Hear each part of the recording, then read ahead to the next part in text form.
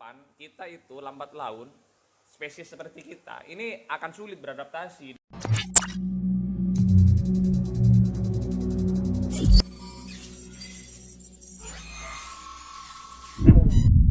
Halo teman-teman semua, pencinta YouTube dan semua penggemar YouTube. Channel YouTube ini perdana dibuat berdasarkan Riset yang tidak turun lapangan. dan juga kegelisahan kita selaku pemuda Yang dirasakan setiap saat tanpa ada pendamping yang selalu menemani. ya, tapi ini kembali lagi membahas tentang apa yang kita pernah rasakan dahulu kala Saat kita masih jomblo dan belum memiliki pasangan. Oke, untuk kali ini kita akan membahas tentang bagaimana kemajuan era digital terutama teknologi ya, yang dimana sampai hari ini kita pahami bersama, kita tahu bersama muncul industri yang baru dinama Facebook yang berubah menjadi Meta, dan itu berkembang menjadi metaverse yang bisa dikatakan dunia selain dunia nyata yang kita ada hari ini, Dunia maya, dunia maya. bukan Luna Maya. Menurut Ipul gimana Pul tentang metaverse Pul? Jangan nanya. Ya, gimana? Jadi gini, kita ini spesies manusia terakhir yang ada di zaman ini. Betul. Betul, gimana? Setuju enggak? Spesies manusia terakhir. Soalnya gini, dalam benakku itu, benak Korula, kita ini manusia terakhir karena ke depan manusia itu tidak akan bertemu secara offline, kita akan bertemu secara online. Connect. Bisa. Bisa nyambung. Lanjut.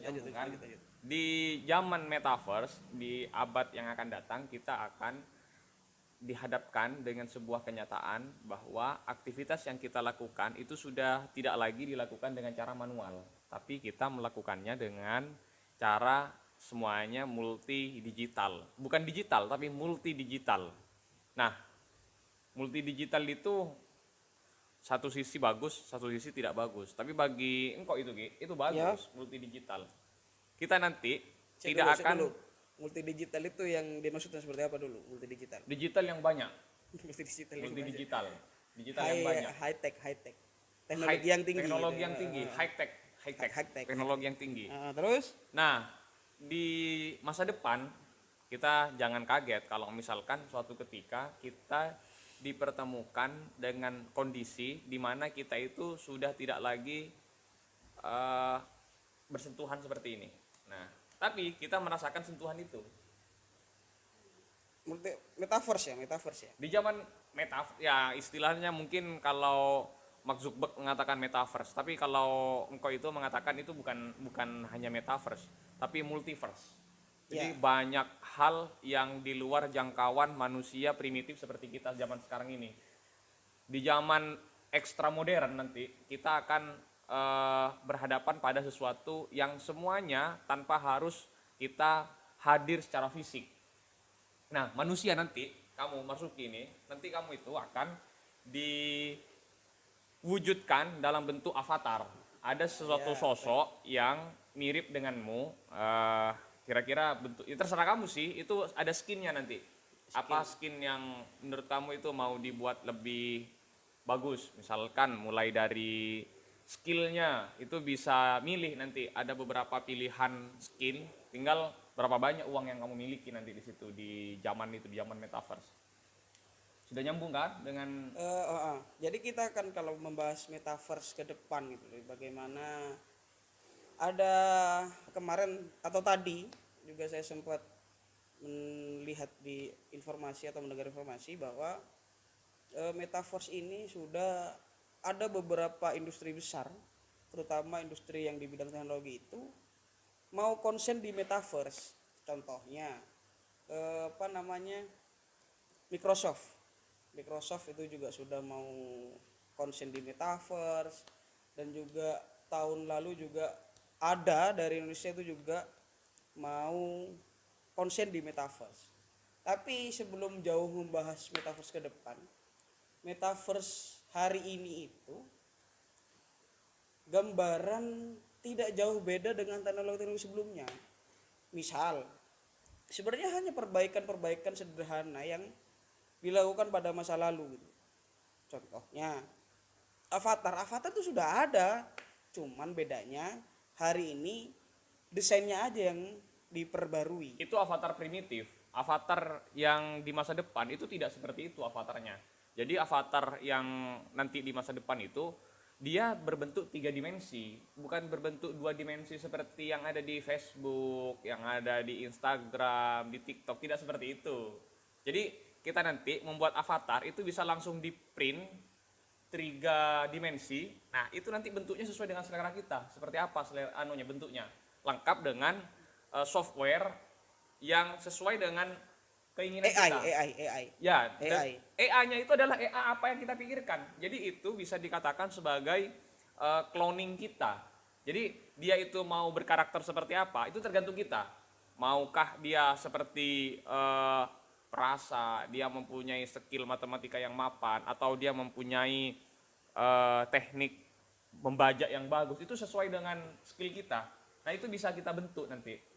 Jadi kalau Microsoft masih modelnya seperti itu primitif, model primitif. Misalkan ada yang bisa 3 dimensi, bisa berbentuk, dan dia itu berwujud nyata tanpa harus kita melihat layar. Nah, itu sudah ini teknologi masa depan. Kalau teknologi masih lihat di layar kaca, dulu itu di abad 1940 Hitler itu kayak gitu, sudah tinggal lihat di kaca di mana itu anak buahnya bisa tinggal dilihat, bisa dibuat double. Coba tak percaya, lihat di film Buktinya ada di Mission tahun Impossible. segitu. Itu bisa dibuat gitu. Itu kan film, tidak realita, realita, malah berbasis imajinatif gitu loh. Film itu salah satu contoh wujud imajinasi manusia yang didokumentasikan dalam bentuk karya.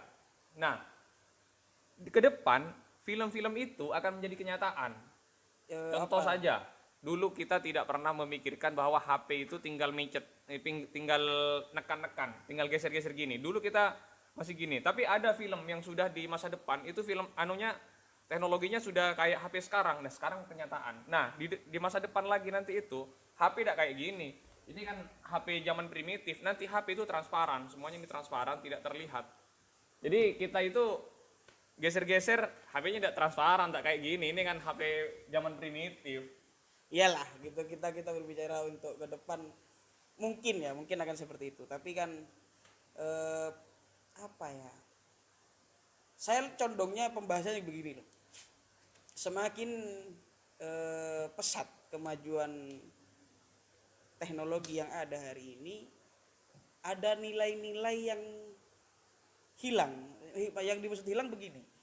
Contohnya, dengan semakin berkembangnya teknologi, sekat dulu kita itu kalau tidak ketemu itu tidak nyaman. Tapi hari ini dengan adanya teknologi, kita walaupun tidak bertemu, itu kita bisa dilakukan komunikasinya. Tapi seakan-akan ada hilang. Kan pernah mengalami bahwa di saat telepon ya, gimana, itu diskusi kita, di telepon diskusi. Tapi di satu momen kita, udahlah ketemu aja, tidak usah ditelepon gitu. Iya. Jadi kan berarti ternyata perkembangan teknologi hari ini itu tidak semata-mata juga mempermudah kita. Tetap hal yang konvensional itu lebih baik. Bukan. Kenapa terjadi seperti itu?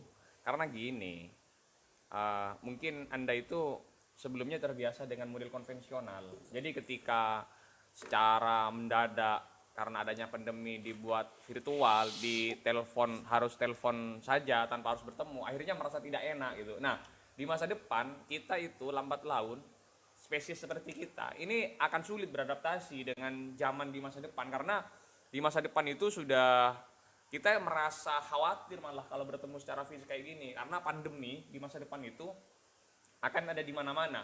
Orang bersentuhan kayak gini ini bisa jadi penyakit. Makanya gak gitu. Di masa depan itu karena adanya reaktor nuklir yang semakin menguat, akhirnya menimbulkan radiasi di mana-mana. Nah, itu menyebabkan penyakit. Kalau kita saling bertemu, kita keluar rumah itu berbahaya. Makanya nanti rumah itu Kita di dalam, manusia itu akan jarang keluar rumah karena sudah digantikan sama avatar yang dibuatnya tadi itu. Iya, ini kan sudah terlalu jauh ya, dan juga kayaknya sudah disusupi film-film Enggak. yang high tech gitu kan, yang bisa Ini dibilang sesuatu yang akan high-tech. terjadi di masa depan. Enggak lah. Jadi semakin berkembangnya teknologi itu juga akan semakin meningkatkan apa namanya, modernis kesehatan. Jadi kesehatan yang lebih mumpuni gitu loh. Nah, kita juga pernah pahami bahwa dulu kita itu mau melakukan operasi karena keterbatasan tempat, dokter yang jauh, kita harus ke dokter itu dulu baru kita lakukan operasi. Tapi ada beberapa di negara maju, kita tanpa harus datang ke rumah sakit dokter yang ada, tapi cukup di salah satu rumah sakit yang menyediakan robot, tapi bisa dikendalikan langsung dari dokter yang jaraknya jauh. Itu ada sudah hari ini. Jadi perkembangan teknologi ke depan itu akan seiring dengan berkembangnya tenaga medis yang hari ini. Itu jadi apa namanya? Jadi bukti. Contohnya, misalkan ada era pandemi yang memang kolera, yang sampai kemarin bertahun-tahun baru tidak bisa ditemukan virusnya, penangkal virusnya itu. Tapi hari ini COVID-19 yang dimana itu terjadi di tahun 2019, dalam jangka 1 tahun ternyata penangkal virusnya atau antivirusnya itu sudah ketahuan. Itu baru uji coba. Salah lanjut.